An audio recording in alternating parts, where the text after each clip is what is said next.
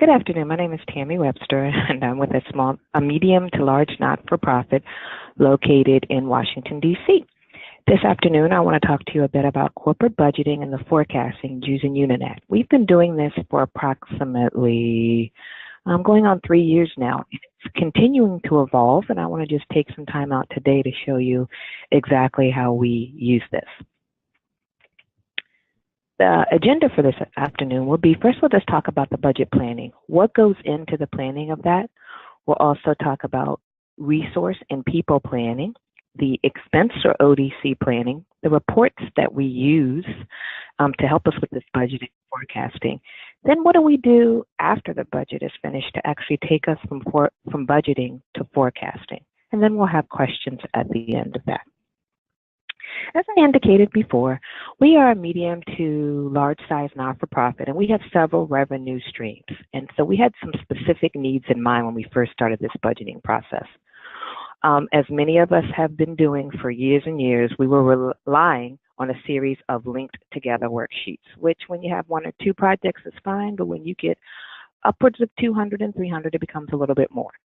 We have real-time data reporting so that project managers, as they would budgeting, would be able to see how the changes that they're making in either their resource planning or their direct cost planning was affecting their budget. The ability for various managers to look at the same data. So instead of having to look at a read-only, or did I save it properly? Are we in SharePoint? It doesn't necessarily allow the linking that we needed. Managers will be able to look at the same data. And we needed to reduce the amount of manual revenue calculations so that if we made changes to these underlying items, we would be able to see how that affected the revenue immediately. So how did we begin the budget planning? Well, we preloaded using all of our current staff with a budgeted cost rate for the upcoming year. So we had a script developed by Unanet, and we have had some customization along the line that just helps to keep evolving this process as we go forward. And what it does is it looks at the actual current staff, because we also used Unanet for our timesheets, our expenses, our daily activities as well. So all of our staff are in there. And then we have what is considered a budgeted cost rate adjustment for the upcoming year. And the budget, using this script, allows us to predict whatever the cost of living raise or whatever our projected raise is for the following year. Then we also preload the bill rates for our current projects. Those are in our system, and we are linked with our accounting system as well, so that those two can stay lockstep for that type of information. So at our organization, everything is a project, even what we would consider traditional overhead like accounting or finance or administrative services. We treat everything as an individual project. We assigned project managers and alternates to their specific projects, and then we modified reporting to provide targets. And we're going to talk to you a little bit more about how we go through a target setting process leading to a budget for comparisons leading to our forecast. But we'll get to that a little bit later. So how did we get this information to our staff? Well, we held in-house training. We offered 1 hour and 5 various sessions. We also recorded the training. And then as time went on and people were using the system, then we would offer refreshers or bring project managers on. Generally, when you're hired, you kind of hired during the forecasting process and utilizing the system, so you are having an opportunity to get familiar with Unanet. So we do this kind of in what we'd like to term rounds. So our round 1 is to really get our staff resourced and planned. Our staff, of course, as in most organizations, is the largest expense we have, the most complicated expense we have for making sure that we allocate them properly. And we start with that so we can also see how much money we still have left under our targets for our expense planning process. So we plan all of our staff. We have a process where you actually do the project planning first, and that means if we have projects that are revenue generating and grants and contracts and things like that, we do that first, and then we have our staff balance themselves, and I'll talk to you a little bit about that. It took us about 1 month to get through this from process, from launch to close. And after that, we are able to get through our entire budget process.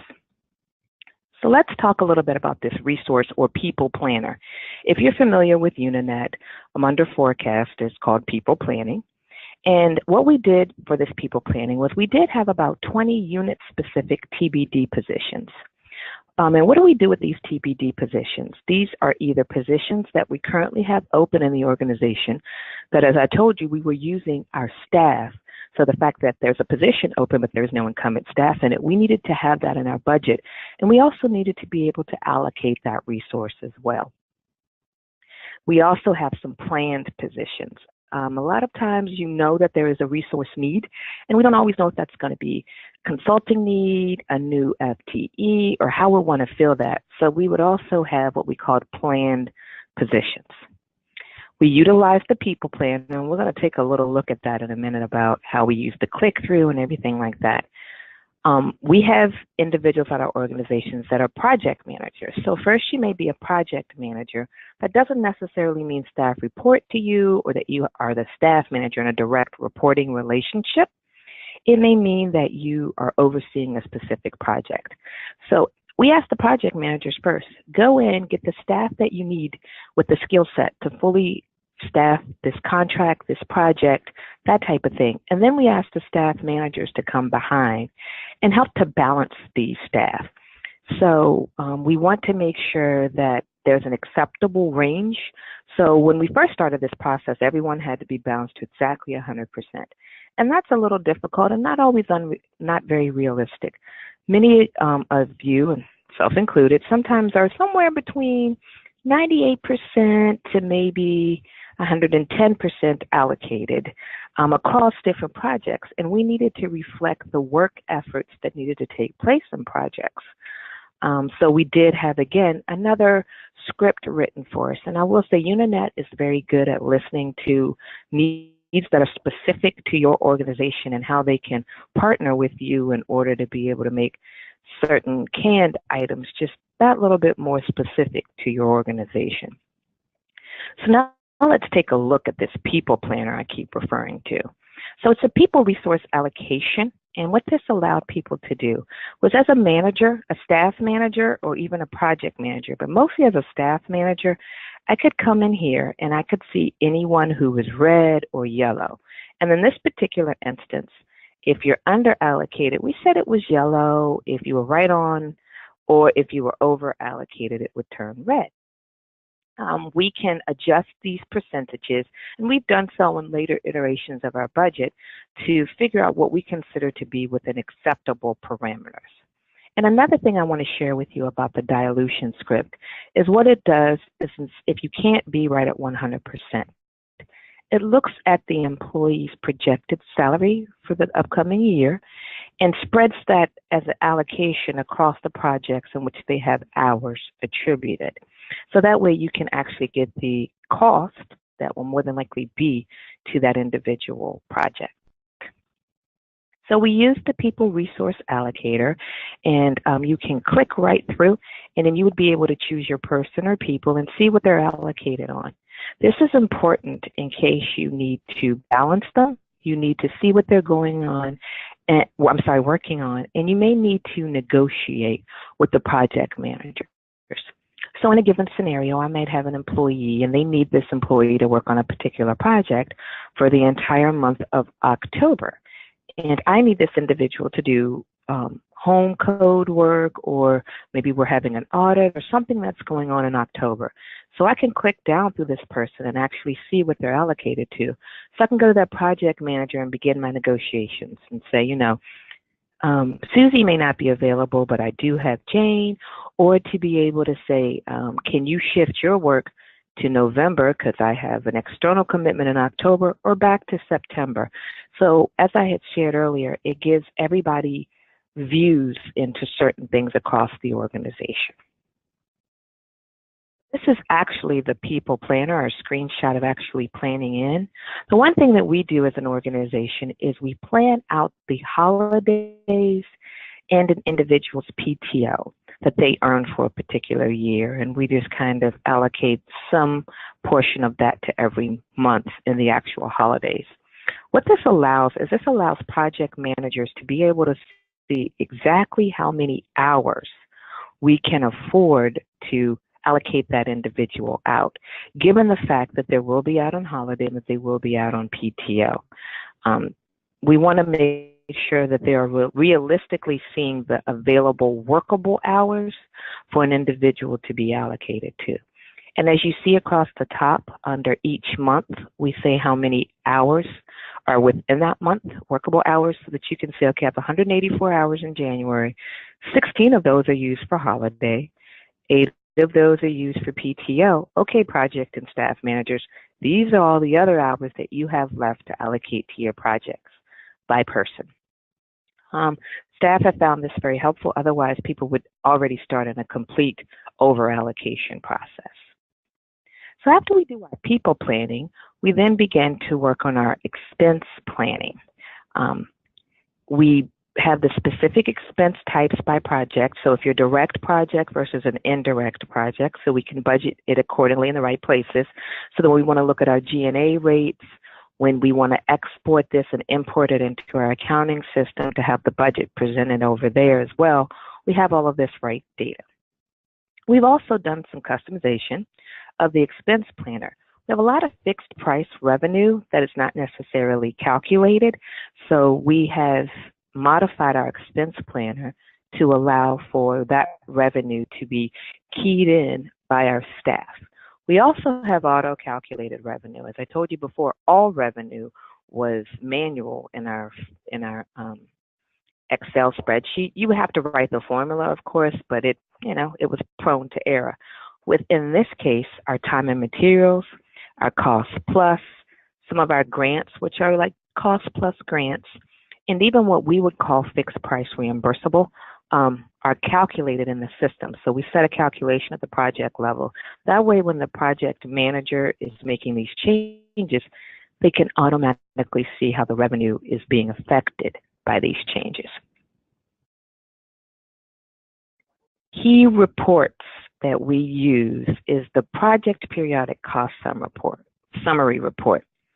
And I think in one of Unanet's recent upgrades, and they continuously are listening to their customers and coming back with, oh, you'd like to see this, it allows the comparison of plan sets. And that's what I want to talk to you about a little bit. In our organization, we are constantly comparing different matrices.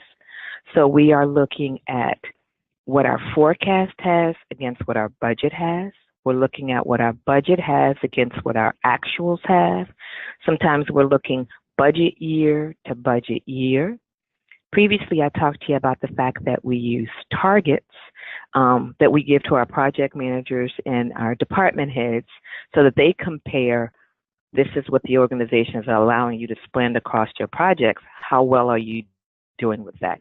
Now, internally, we also have negotiations where we talk about, but the target at least lets us level set for them so they understand exactly kind of corporately what allocation of this whole pie they have. So if I'm talking about these plan sets, I talked about the fact that we have targets, and those are the level setting, and then we have a budget. We complete our budget in the fourth quarter of the prior year. So our budgeting season generally is the month of September, and then we are on a calendar year. We also have government contracting, so it's a little tenuous for us because a lot of times the governments get to us into September, mid-September. So that's why we also want to leave it open for the entire month so we can understand what contracts we may have landed for the upcoming year. Then after the fourth quarter, and we go through our Finance and Audit Committee and then to our board, and it's approved, we have the budget. And then the budget is then the launching of the forecast that starts in the first quarter of the current year or the next year, depending on how you look at this. So we have all of this different information in Unanet for us to do comparison and reporting. So when we look at the targets, we take the targets and those against the budget. As we're preparing our budget and going through our iterations of that, we look at that. So we say, okay, how are we compared to where we thought we would be? And then we write different reports and understanding why we have variances there. So then we have the budget, the approved budget from our board of directors at the project level. And then we start our forecast. And the definition for us of a forecast is you have your actuals when they occur, and then project managers kind of basically re-budget. They reallocate their resources constantly as are needed or changed for projects. You know, as you onboard people, you have to allocate them to projects. Maybe you shut down a TBD position, or maybe this is a completely new position. As project information changes, we ask our project managers to update that data on a monthly basis. So then we get forecasts. A lot of times we want to lock those forecasts because, as you can see here, we want to compare what we thought in April versus what we know now in June. And how did the forecast of April, did the actuals hit as we expected them to hit? If we compare our actuals to our forecast, what did we think last forecast to this forecast?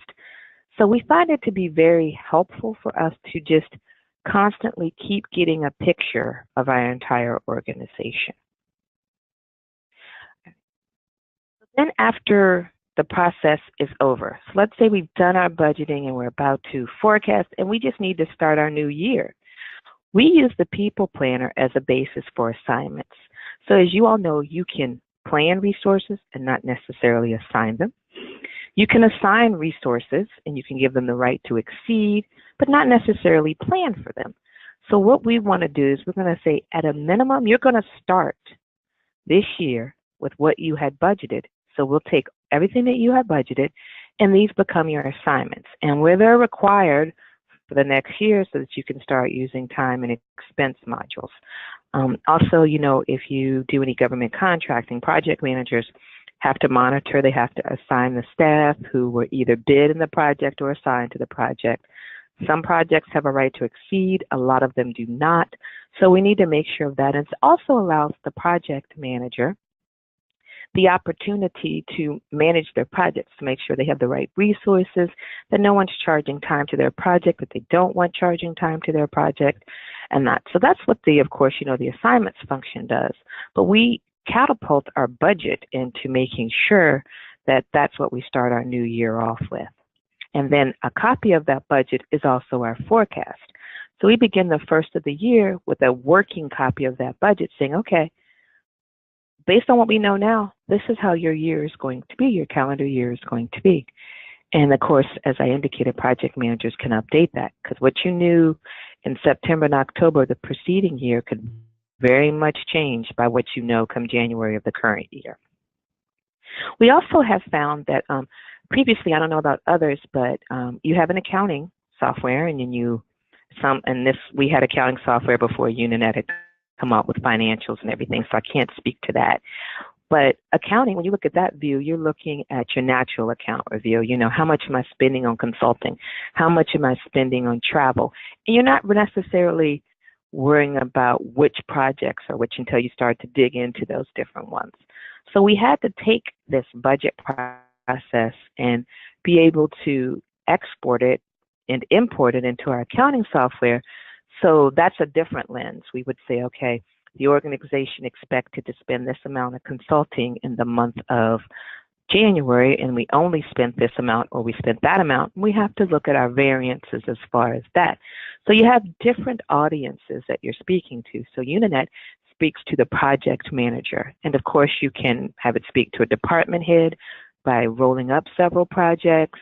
You can have it roll up the entire organization, but it just gives like kind of a slightly different view than what the accountant or the auditor necessarily looks for. And that's kind of what we do with our forecasting and budgeting. And at this point, I'll open it up for questions for either myself or Ed. Thank you.